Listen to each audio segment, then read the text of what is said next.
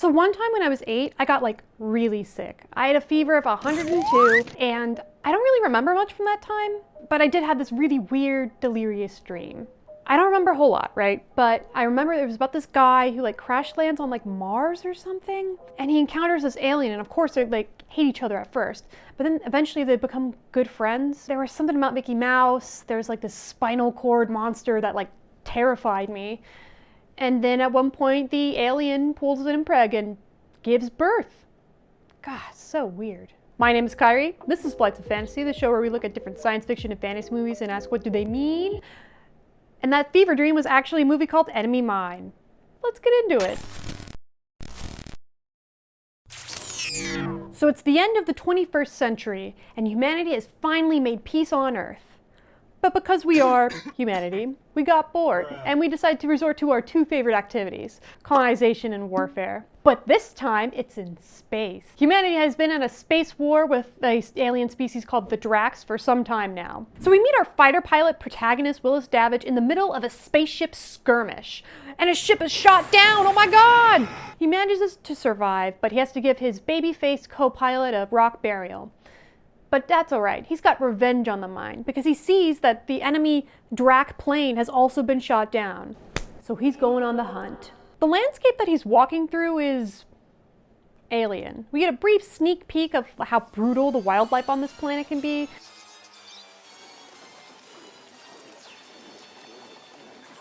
Eventually Davidge finds the Drac and he waits and watches. During a thunderstorm, he attempts to make an ambush on him, but he's ultimately captured. So I guess you could say that things are a little bit tense around this new shared camp of theirs. The language barrier is certainly an issue. But if you have subtitles like I did, we find out that the alien's name is Jariba Shigan, but Davidge is just going to call him Jerry, because that's easier for him. Which reminds me, subtitles during this movie, I would absolutely recommend. They try to teach each other bits about their culture and their language, but it isn't until Davidge attempts to hunt down one of these cute little shell creatures that their dynamic changes for the better. Davidge encounters the Pit Fiend. Hey, that's a spinal cord monster from my nightmare! And also on my bingo card. Let's go. Yeah, so the Pit Fiend almost rips off Davidge's leg and pulls him inside this quicksand trap. But fortunately, Jerry is there and saves his life. See, that's something of a turning point in their relationship, because as time goes on, they get a lot closer to each other. A general rule, the longer Davidge's hair is, the closer he is to Jerry. Jerry introduces Davidge to Shizmar, which is basically like a religious figure or a very wise man or wise Drac that, spreads wisdom to the Dracs. They almost get killed by meteors again. And then they have an argument that basically goes like this. Bruh, your people suck. My people are doing the good thing. Nuh-uh, my people are the good ones who do that thing. Your people double suck. So after this fight, and presumably after they made up, Davidge tells Jerry about this dream that he had, which is actually just the movie foreshadowing what's gonna happen. And Davidge is like trying to insist that like, Jerry, we should like go, like let's find a new camp, let's find some help, let's do like literally anything to have some sort of power over our situation. Jerry insists on staying at camp for some reason, which is like really weird because he seems upset about staying, but he's choosing to do so anyway. So Davidge searches far and wide on this alien planet for help, and he thinks that he's found it when suddenly he finds Pepsi. Oh, and a skull. In a clunky voiceover, Davidge explains that he'd been hearing this noise every night, and that noise was a scavenger ship, and that scavengers are like bad space guys that like illegally mine places and use slavery, which is bad because scavengers are bad. Davidge eventually returns to camp, and Jerry looks like he's in really bad shape. And then I await a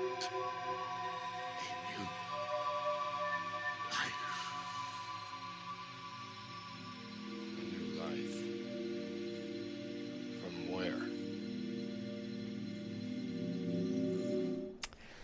So, I don't really want to explain what Mpreg is to my 10-year-old brother who also watches these videos. So let's talk about frogs. In general, frogs look like they're hugging when they're reproducing. It looks wholesome, and that's because it is. There's no gross, funny business going on here.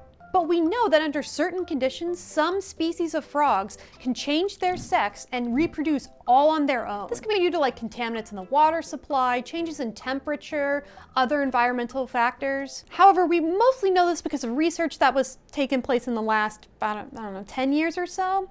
So that's probably not what this movie and the short story that it was based off of had in mind for Jerry's pregnancy here. But there are species of reptiles, including lizards, snakes, Komodo dragons, that don't need a partner to reproduce.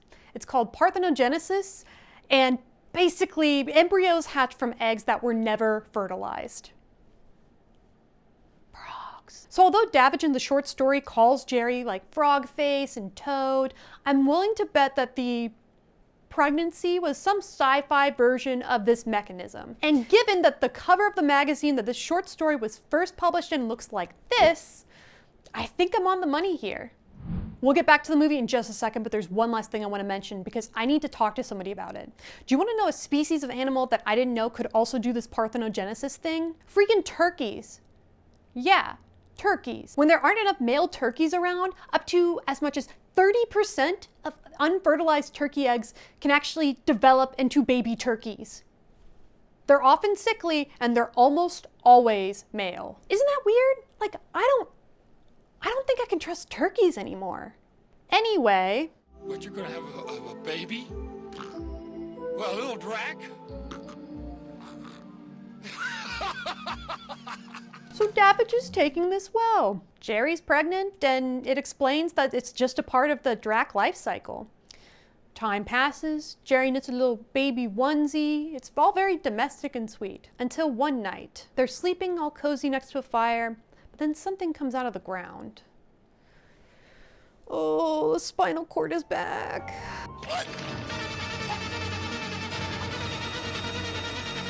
The spinal cord attacks Jerry, wrapping around his neck and is dragging him to go into the actual pit fiend's mouth, which is much bigger and scarier than it was before. Luckily, Davidge wakes up just in time, throws some coals inside the pit fiend's mouth, and then books it out of there with Jerry. The stone forest that they've set up their camp in is falling apart in pieces all around them. Jerry explains that Dracs have a series of family names that they basically go through in a cycle. So the familial name is actually Jariba, and Jerry / Shigan, his actual name, is going to be naming the kiddo Zamis, because Zamis is the next name in the cycle. Jerry also explains that he needs to take Zamis back to his planet, so that way he can be presented before the Holy Council of Dracs and be initiated into Drac society. They find a cave to hunker down in, and by Jerry's request, Davidge goes through his own heritage, talks about his parents and his grandparents, what their names were, what they did. When Davidge is done, Jerry starts singing. This is the Jariba line, his heritage. And in Drac culture, it's a very big deal and a huge honor to be told somebody's lineage or to tell somebody your lineage. Like it's a very big deal. At one point, Jerry says it is labor time, but something's not right. They have a brief non-binary rights moment, and after Davidge promises that he'll take Zamis back to Dracon to present him before the Holy Council, Jerry dies. Davidge is all alone. He's forced to rip open Jerry's stomach to retrieve Zamis, and boom, just like that, the found family trope has been activated, and Davidge is his dad. Davidge gives Jerry a rock burial, and then we see a montage of the accelerated childhood of Zamis, who apparently ages a lot faster than humans do. But they both seem really happy, and it's really cute and wholesome. Speaking of cute, Zamis is adorable. He calls Davidge uncle, and between the sounds and the purring, I mean, I think it's cute anyway. One day a scavenger ship and their Drac slaves land on the planet, and Davidge explains that they have to avoid them at all costs. And Zamis is kind of confused because the scavengers are human and uncle is human, so what's the problem? The only sentient beings that Zamis has seen at this point have been his own reflection and Davidge. And he feels, separated from his guardian because they are literally different species.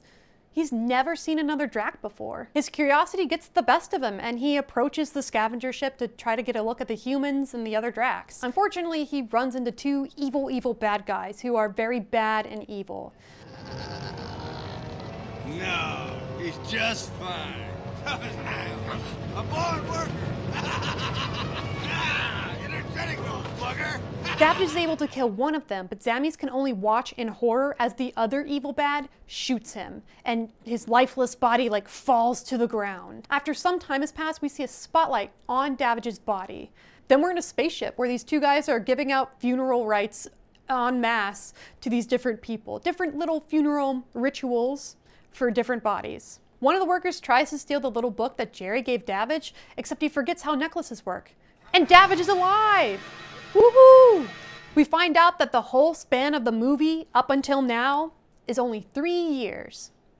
That's right, 3 years from him crashing on the planet to the birth and the childhood of Zammies to now. Dang. They treat him, and then we skip to a healed up, clean-shaven Willis Davidge. And by golly, he's going back to that hellish planet no matter what. So he steals a plane, finds the planet, and sneaks into the mine. The Drac slaves point him in the right direction, and then, in disguise, Davidge James Bonds his way through the mine, taking out any and every evil bad that he can find. He finds Zammies barely clinging onto life, and Davidge almost is able to free him, but then our unnamed evil bad guy ultimate villain comes into the room, busts in.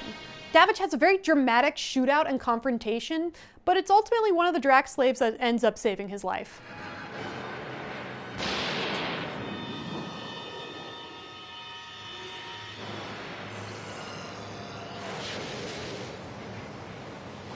Davidge gets Zammies out of the mine, and they live happily ever after. In an epilogue, we see that Davidge held up his word. He took Zammies to the planet Drakon, where he was presented before the Holy Council. And then, Zammies eventually has a child. Davis brought its own child before the Holy Council. The name of Willis Davidge was added to the line of Jeriba. The end. I have a hard time parsing how exactly I feel about this movie, because on one hand, I like the design of the Dracs, and I think the overall theme is fine. It's a good one, especially for a increasingly polarized America. And nostalgia also is just one hell of a drug and colors a lot of my recollection of this movie. On the other hand, this movie was released in 1985. And you can tell, unfortunately. In the same vein as the David Lynch version of Dune, the ambition of the filmmakers was seriously hamstrung by the technical abilities and special effects at the time. And the editing really wasn't doing this movie any favors. A transition with the subtlety of a sledgehammer. The thing with editing is that if it's good, you won't notice it. It's immersive and fluid, and it brings all of the elements of the movie together. But if it's bad, a bad edit can change or destroy even the best of projects. You want to see how editing can change the mood of something? Meet Jack Torrance. I'm outlining a new writing project. He's a writer looking for inspiration. I'm actually still on the fence as to whether it's the editing, the directing, or even the writing that makes up the bulk of the issues with Enemy Mine. Like pacing, for example. The overall pacing for this movie is so strange and uneven. At some points it's okay, and then at other points it just drags on, and then you have the whiplash multi-time skip last 30 minutes that wasn't set up very well and that has a lot going on.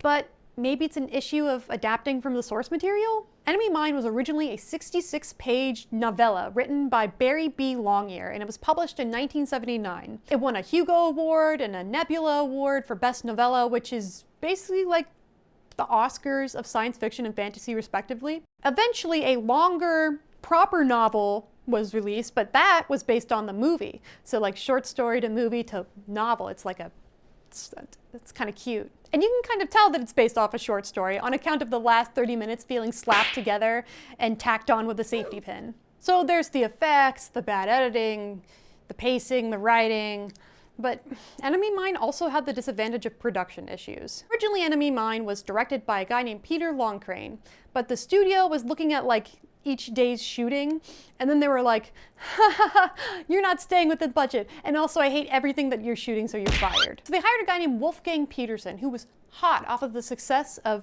The Neverending Story. At least I think The Neverending Story was a success. Confession time, I've actually never seen that movie. Let me know in the comments below if I should cover that movie at some point. Anyway, the script went through like 5 additional rewrites, and it was slashed from 140 pages to 75 pages. I wonder if that's where the motivation and personality of the main villain and the pacing and all of the emotional groundwork for the final half went out the window with those pages. So the original author, Barry Longear, reported at a convention that the studio insisted on having like a literal mine subplot in this movie because they didn't think that the audience would be smart enough to realize that the title enemy mine meant like was more possessive, like my enemy versus like a literal mine full of enemies. This is why you trust the audience. Louis Gossett Jr. was awesome as Jerry. He was definitely like the best actor in this movie. Dennis Quaid was good as Davidge, and Bumper Robinson was a very cute zummies. Most of the other acting sucked.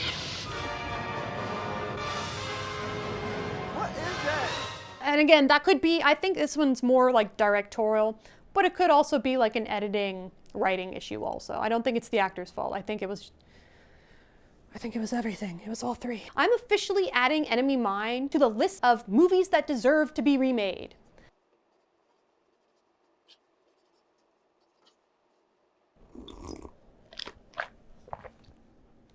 That's coffee, and it's like 4 p.m., 4:30 p.m. I should not have done that. Oh well. Please, some benevolent producer out there, take this story into your hands and give it the love and the care that it deserves in a nice remake. And please don't make it all CGI. Please add practical effects. Amen. So what should I cover next? What did you think of Enemy Mine? And did you miss me? So many questions, and I want all of your answers down in the comments below. My name is Kyrie. This has been Flights of Fantasy, and until next time, live well and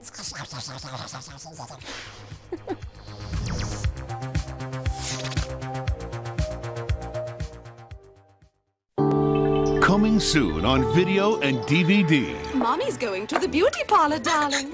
But I'm leaving you with your favorite friend, Roger. He's going to take very, very good care of you. Because if he doesn't, he's going back to the science lab.